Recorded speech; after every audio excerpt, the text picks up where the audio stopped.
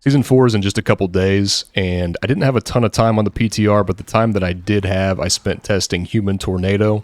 It's not going to be as good as Werewolf, but it is absolutely viable with the changes to itemization that they've made. And it gives you an option to play Tornado before you find that elusive Tempest Roar. Now, with that said, in this season, they are opening up trading, so it's going to be much easier to get a Tempest Roar. You can just trade for one. But for the first day or two of the season, there's probably not going to be a ton of Tempest Roars out there to trade for. So this is Pit 200 from the PTR. Now, keep in mind they've already confirmed that they are increasing the difficulty of the pit by quite a lot when the season actually drops.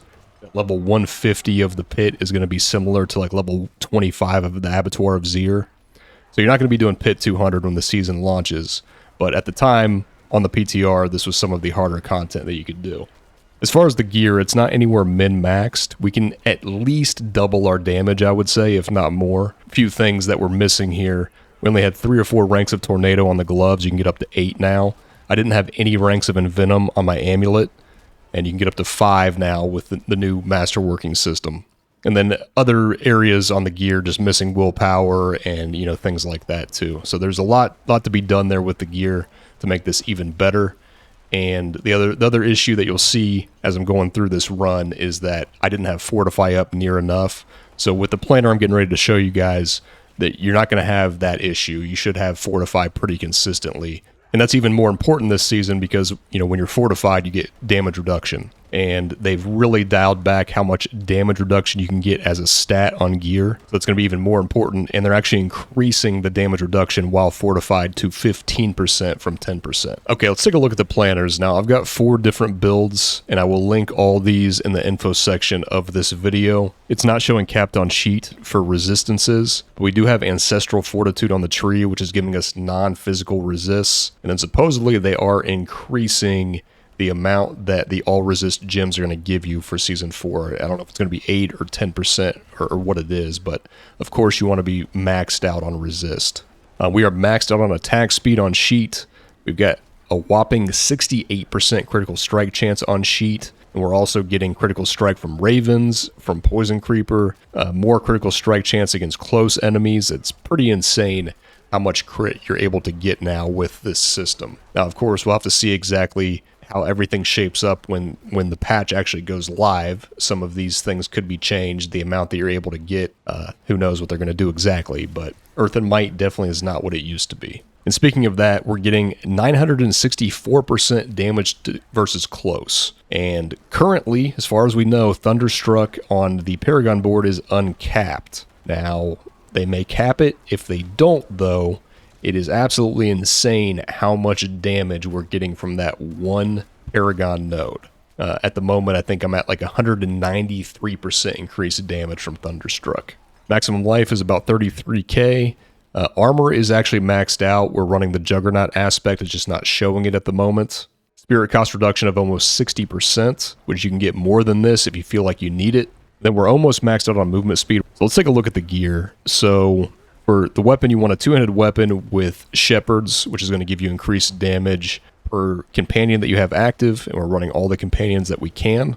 You're going to want attack speed and resource cost reduction on your weapon for sure, and then I've got willpower here. Then you want to temper the chance for tornadoes to cast twice and then damage to close enemies. I've got a vulnerable gem in here and a life on kill gem. I really like the life on kill gems, and honestly, you might want 2 of them. So for the boots, you want movement speed, and then I really like to have 1 spirit per second roll. And you could definitely run with multiple spirit per second rolls if you wanted to. You want to temper on movement speed, and then I have tempered Poison Creeper duration. And the main reason for that is because at the moment, that's our only way to poison enemies, and we get massive damage increases against poisoned enemies. We also get damage reduction from them as well through the Paragon board. And we don't have Toxic Claws like Werewolf Tornado does, where they're passively poisoning things. So it's important that we can Poison Creeper pretty consistently. We're running Nature's Fury, which is going to allow us to reduce our non-ultimate Earth cooldowns. And what we're looking for here is just reducing Earth and Bulwark. So for the pants, I'm running Tibalt's Will. This is the only unique that I have in the build, and you could absolutely run this without Tibalt's.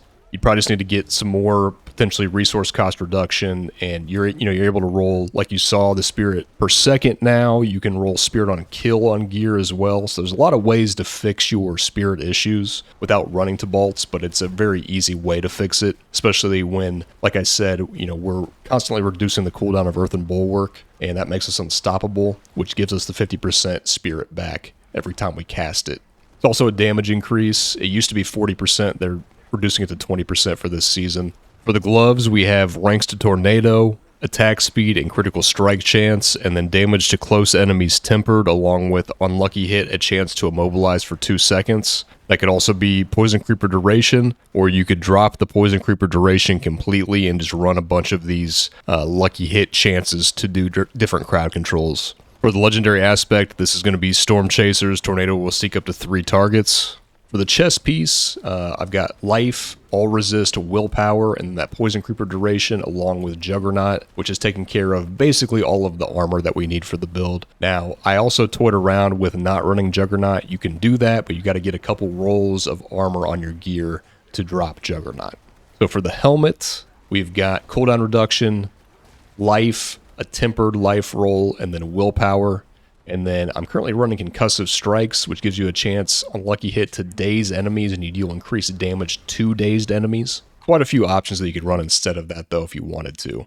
You don't really have a ton of good, defensive damage reduction ones to run, because we're not running a basic skill, so we can't run the aspect that reduces our damage taken after using a basic. We're not a werewolf, so we can't run that one that reduces damage while in werewolf form. So I think this is one of the better ones. It gives us potentially a damage increase, along with some defense in the form of crowd control. So for the amulet, we have Envenom, which is the most important, then critical strike chance and movement speed. You could also run cooldown reduction if you wanted to, lose either movement speed or some of that critical strike chance. Then we have Tempered On, damage to close enemies, and companion cooldown reduction, and that's for the same reason like we talked about before. We want to be casting Poison Creeper as much as we can. But you could drop that companion cooldown reduction for resource cost reduction if you needed more of that, resource generation, something along those lines. And then we've got your core skills deal increased damage based on the amount of Fortify that you have. Then for the first ring, we have attack speed, critical strike chance, maximum life, and then tempered damage to close enemies and companion cooldown reduction. And then we've got, when you critical strike, your core skills increase your attack speed by 25%. And this will be up all the time. For the second ring, we have critical strike chance, willpower, maximum life, damage to close enemies tempered, along with resource cost reduction. And this final aspect is Stampede, which gives us extra companions to pair with the Shepherd's aspect. So for the abilities, you've got Tornado, of course. With the modifiers, you get a chance for Tornado to cast twice, and then your Tornadoes have a chance to make enemies vulnerable. Running all 3 companions. So Ravens can give us some crit chance, and we're running the modifier that gives us 2 additional Ravens, which is going to increase our damage from Shepherds. Poison Creeper, extra immobilize, duration, and then enemies that are strangled by Poison Creeper have increased critical strike chance against them.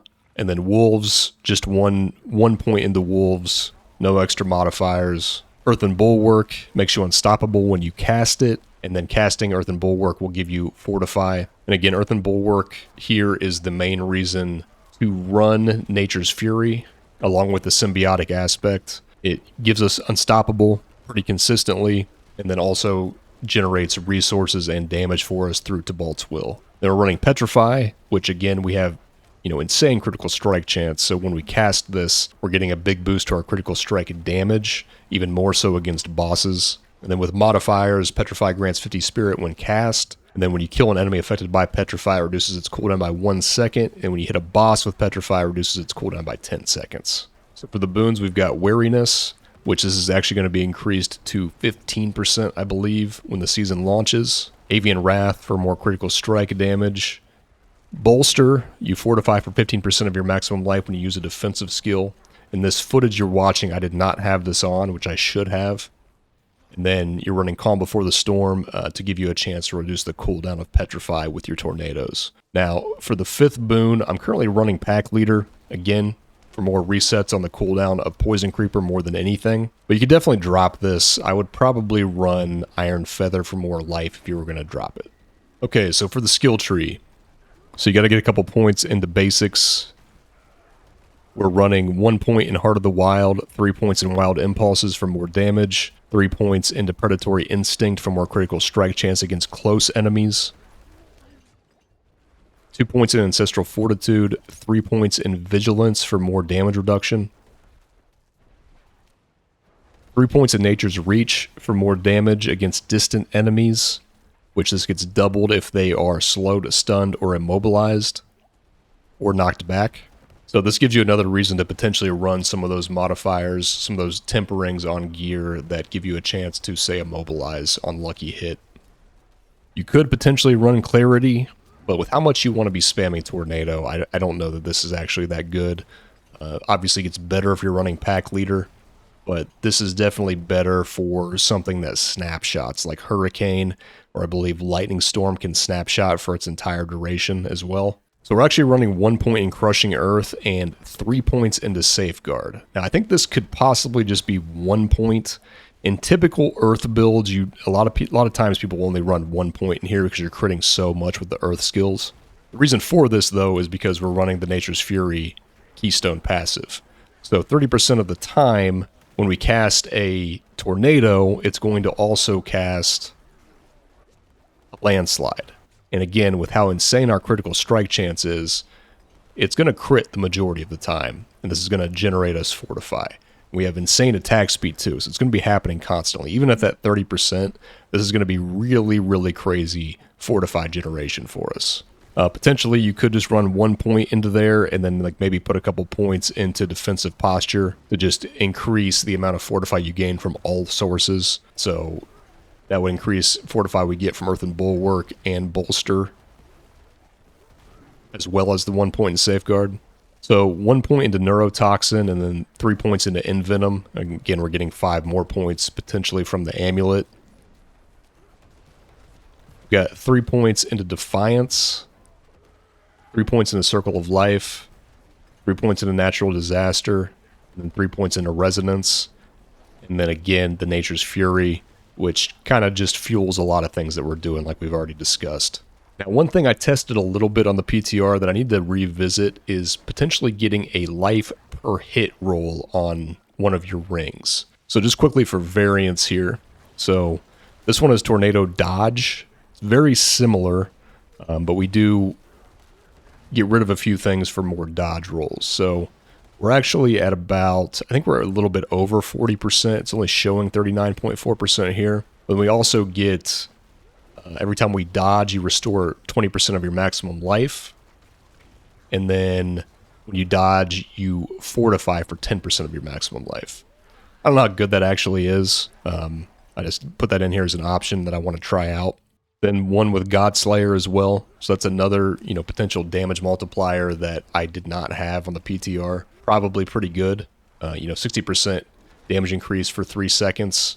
And then finally, I don't know how good this will actually be, but this is Tornado Landslide. So you would max out both Tornado and Landslide. And actually, at the moment, I just have the Tornado gloves on here, but you could get +5 ranks to core skills on your gloves to boost both Tornado and your Landslide here. It's more than likely just worse than just playing normal Tornado, but I think could be kind of fun to play. Run it with Aspect of the Aftershock, so the Landslides hit twice. Each one hits twice.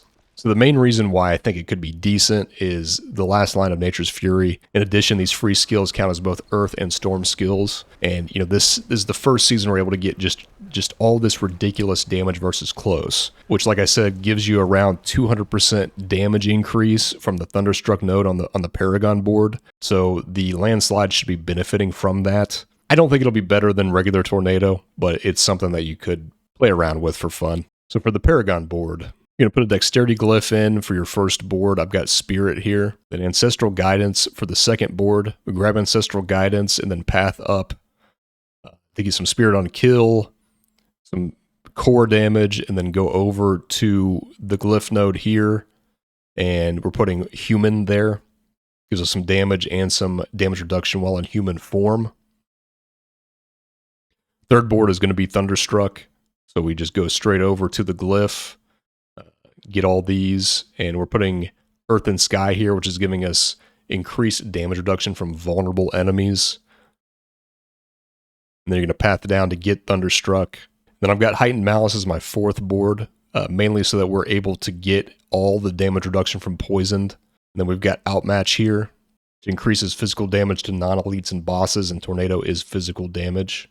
And then from there, I'm actually grabbing Survival Instincts, and I think as long as you are able to stay fortified pretty consistently in your build, even if you are not a Werebear build, Survival Instincts should be on your Paragon board somewhere, mainly because of these here. You can get all this damage reduction while fortified. And we're actually able to get the additional bonus on Bulwark here, so it is a lot of damage reduction while fortified here, along with a bit of fortified generation. And you can pretty easily path down to the Glyph, which is going to be vulnerable here. So then for the 6th board, Constricting Tendrils, again, we're just pathing through the Glyph. We're grabbing Territorial. And then the last board is going to be Inner Beast, and we're grabbing Undaunted there, which will give us damage reduction the more fortified we have, and then also damage increases while fortified. I'll also include a Heightened Malice board as well if you want to run that Paragon Legendary node.